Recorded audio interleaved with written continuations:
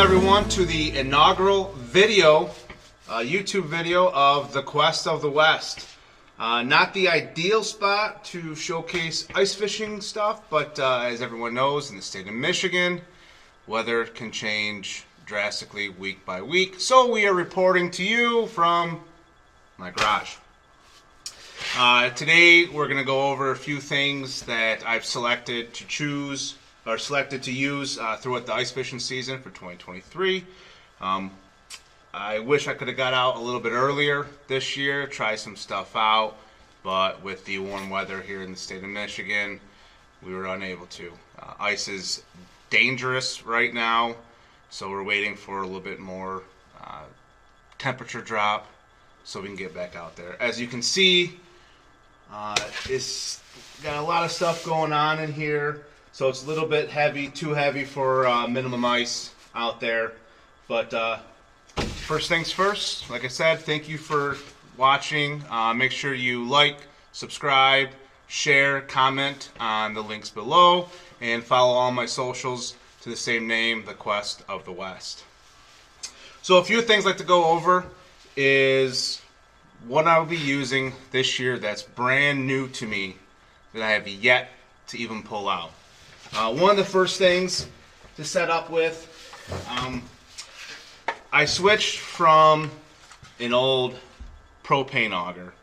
Not old, but I realized since I'm going to this ice camping, staying out all night long, the weight is going to start becoming an issue, carrying everything out. So I transferred over to what's called the Strike Light Flight auger.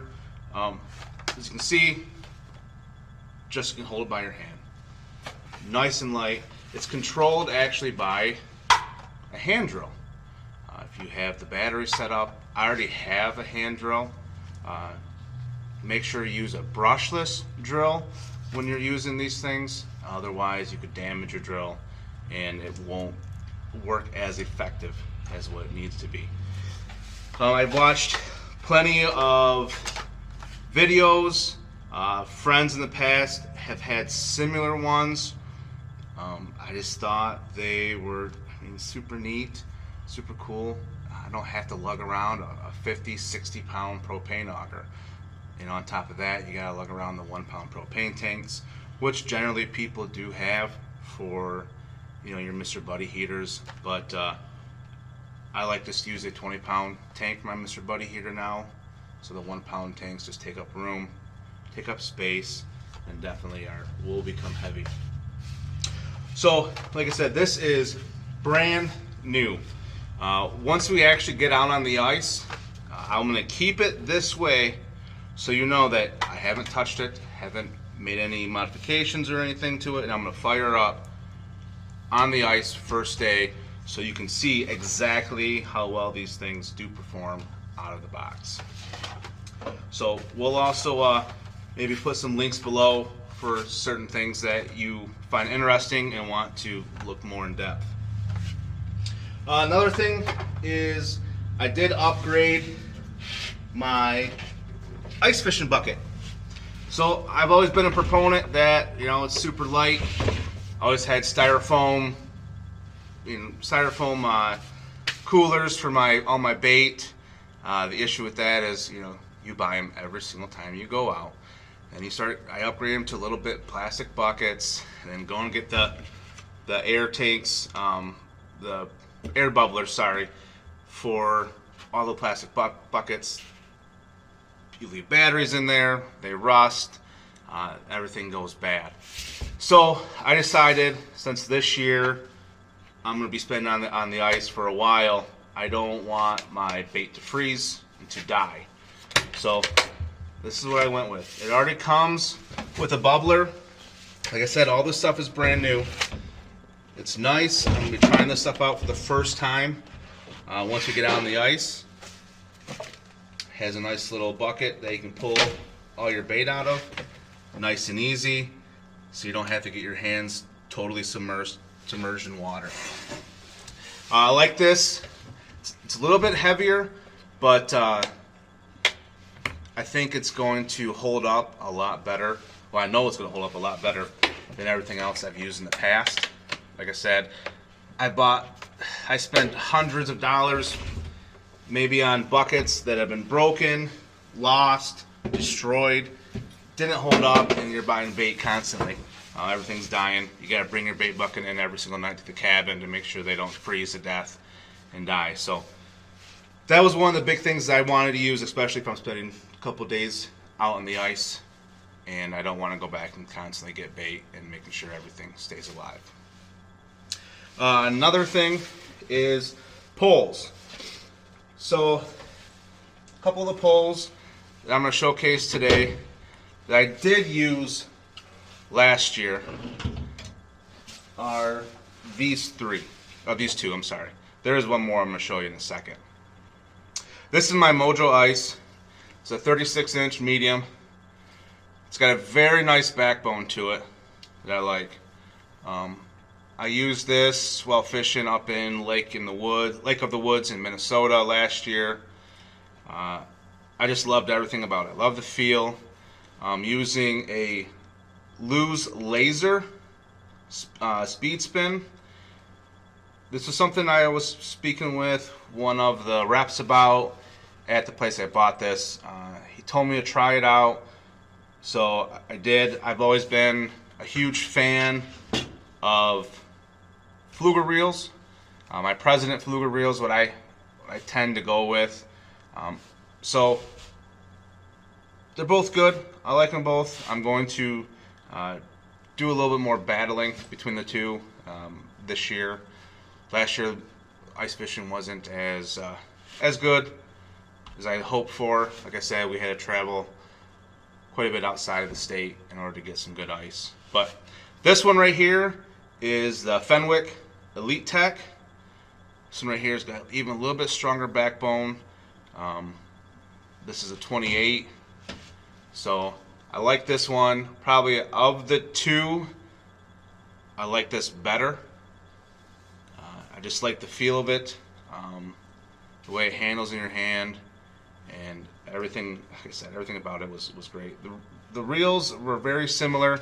Like I said, last year I had everything in the water, and when we started hammering the walleye and the sauger, I didn't pay attention too much. I just was excited to reel them in. Next thing I had was my favorite one that I used. This is a Dead Meat Medium 28. It's not quite 28 inches though anymore. One of the sad things about ice fishing, as people know, is breaking your tips off. I did purchase a new rod holder last year.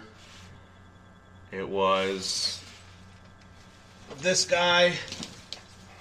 I was a fan of it at first, but now since it broke my favorite rod and broke my heart, I think I'm gonna switch to a hard case.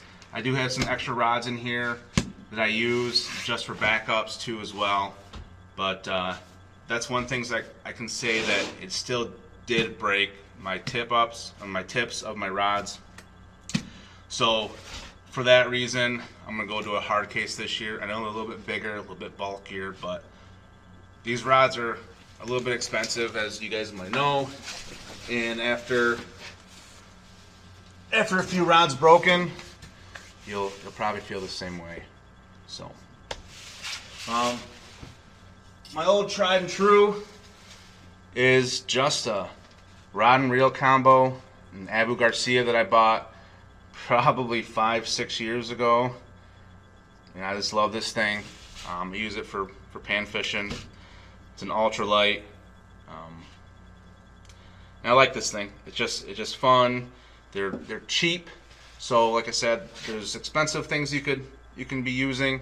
Fenwicks for your walleye reels and rods.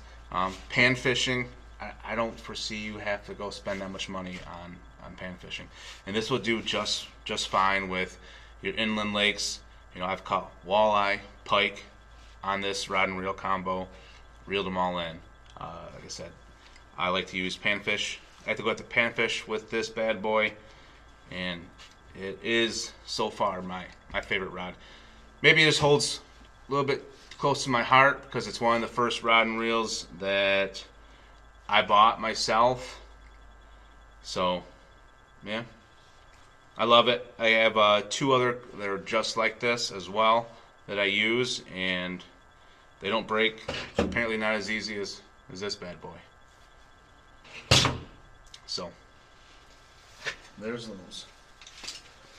So another few things that I've upgraded to in order to spend the night on the ice itself is sleeping.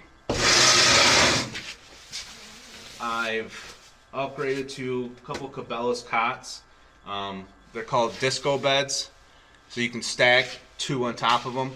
Me being a rather heavier set gentleman, I'd say these are nice. They hold 600 pounds, so I can sit on them. I can move them around. When you stack them both, they're still can be able to support my weight and the individual above. I prefer not to be on top bunk because I don't want to fall through and then kill the person sleeping below. But they say it's not going to happen, but I don't want to be responsible for that. Nice cot. Nice padding, 3-inch padding. All this was purchased from Cabela's itself. This is a 0-degree sleeping bag. It's nice. Tonight I might even get the chance to sleep out here since I already have everything set up. So I might as well. I'm going to, once we get out on that hard water, I will be setting this up, doing a full-length video and probably a time lapse of how long it takes me to set everything up.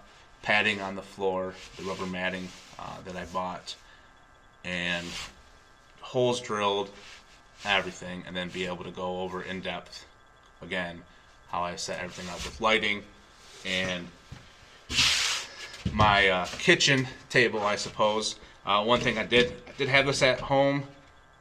Using it today, I've decided that I'm not going to use this one to get on the ice. It's a little bit big. I thought it'd be a little bit. I thought it was smaller. It is not. So I'll be purchasing kind of a smaller table to set up for my batteries, my EcoFlow that I purchased to charge all my electronics as well. So that's what I'll be doing once we have it on the hard water. I'm sorry. Another thing is I'm excited for. That's why I've kept it up here. Is my Garmin. So I purchased this Garmin just this year. The EcoMap. I'm going to do another live video. I was hoping, whoops, wrong side. See, brand new. Don't even know how to open it yet.